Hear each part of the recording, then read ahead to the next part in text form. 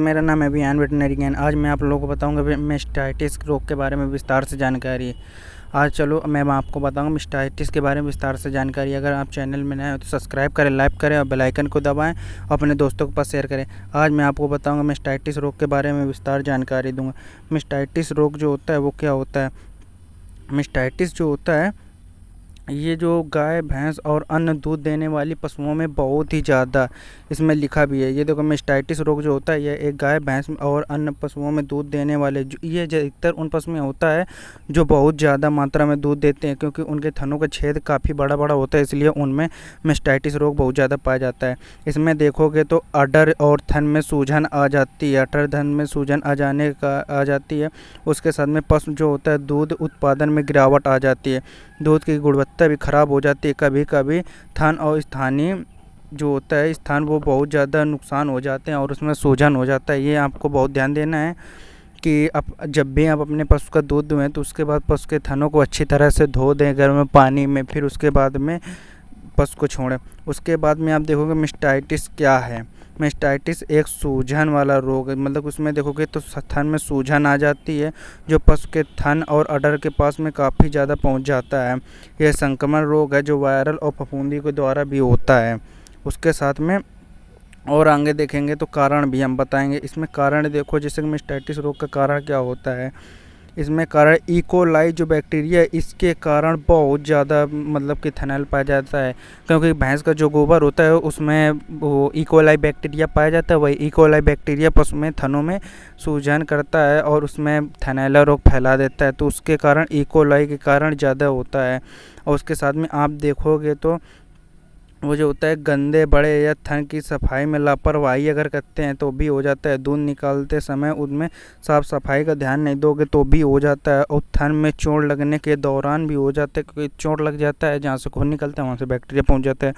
दूध सूखने के समय संक्रमण हो जाता है जिसे ड्राई पीरियड मेस्टाइटिस भी कहते हैं। ये भी बहुत खतरनाक होता है। इसमें हम आपको लक्षण बताएं तो मेस्टाइटिस रोग में लक्षण क्या पाए जाते हैं, ये भी तो एक बहुत इंपॉर्टेंट पार्ट है। मेस्टाइटिस रोग में देखोगे तो वो जो होता है थनों में सूजन और गर्माहट वाला हो जाता है, मतलब कि थन को छुओगे तो वो बहुत ही हार्ड और सूजनदार होगा और गर्म बहुत होगा। उसके साथ में दन बहुत ज़्यादा होता है, सख्त हो जाता है और लाल हो जाता है। जैसे कि थन को आप छुएंगे उसको दबाएंगे तो बहुत ही कठोर लगता है। उसके साथ में लाल भी बहुत ज़्यादा दिखता है। उसके साथ में दूध में फटे दूध जैसे द्रव क्लोटिंग आने लगता है, जिसे मतलब कि आप दूध को दुहोंगे तो उसमें गांठे टाइप के आ जाते हैं, दूध की मात्रा में कमी हो जाती है। उसके साथ में बुखार और भूख नहीं लगता है, और मतलब बुखार आ जाता है और भूख ना लगना, मतलब भूख की कमी बहुत ज़्यादा हो जाती है। पशु खाना आना सब कुछ छोड़ देता है। अगर एक इसमें छिपा हुआ मेस्टाइटिस होता है जिसे हम सब क्लिनिकल मेस्टाइटिस भी कहते हैं। ये भी पशु में बहुत ज़्यादा खतरनाक रोग है। कोई बाहरी लक्षण नहीं होता, दूध की गुणवत्ता घट जाती है। केवल टेस्ट द्वारा CMT टेस्ट होता है, उसके द्वारा ये जांच से पता कर सकते हैं। उसके साथ में इसके जांच के प्रकार क्या क्या होते हैं। एक होता है CMT टेस्ट हो गया, और एक SSC जो होता है SCC टेस्ट हो गया। उसके साथ में बैक्टीरियल कल्चर टेस्ट हो गया, जो कल्चर प्लेट द्वारा मतलब कि वो टेस्ट किए जैसे हम खून का टेस्ट करते हैं। उसके साथ में इसमें हम बताएंगे आप लोगों को बेस्ट ट्रीटमेंट क्या है। अगर हम थैलेला रोग का बेस्ट ट्रीटमेंट बताएं तो एंटीबायोटिक थेरेपी में बताएं तो सबसे पहले हम लोगों को एक इंट्रामेमरी ऑइंटमेंट लेना है। पहले बात पशु का दूध जाने कितने बार निकालना, उसके बाद जब पशु का पूरा दूध निकल जाए तो पशु के इंट्रा इन्फ्यूजन थनों में डालना है। एक थन में एक ट्यूब को डालना है, जिस थन में संक्रमण उसमें एक ट्यूब डालना है।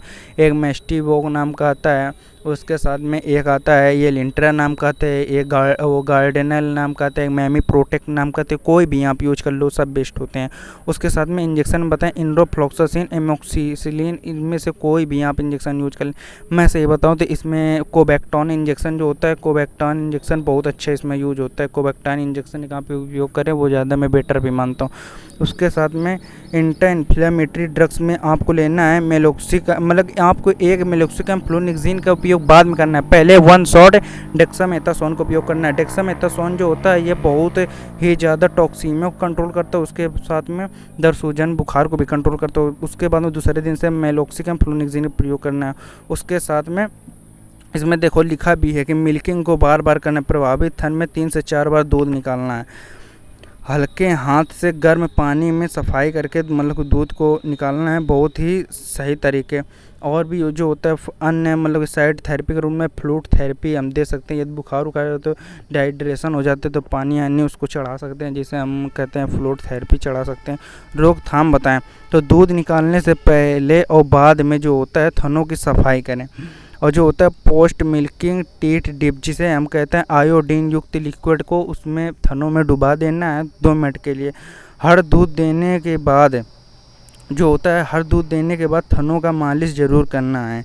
और समय मतलब कि जो होता है समय पर पशु को सुखाना है। जब थनों का पानी सूख जाए फिर सुबह पशु बैठ पाए ऐसा करना है। थनों में चोट से बचाव करना है। उसके बाद में आपको इसका निष्कर्ष बताऊं तो निष्कर्ष में आप देखोगे तो मेस्टाइटिस एक गंभीर लेकिन प्रावधानिक रोग है।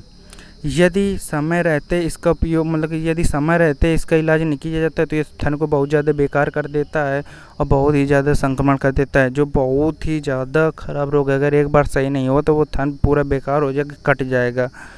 तो बस मैंने जो ट्रीटमेंट बताए हैं उसको आप फॉलो करना, आपके पास 100% सही हो जाएगा। 100% कह रहा हूँ कि सही हो जाएगा।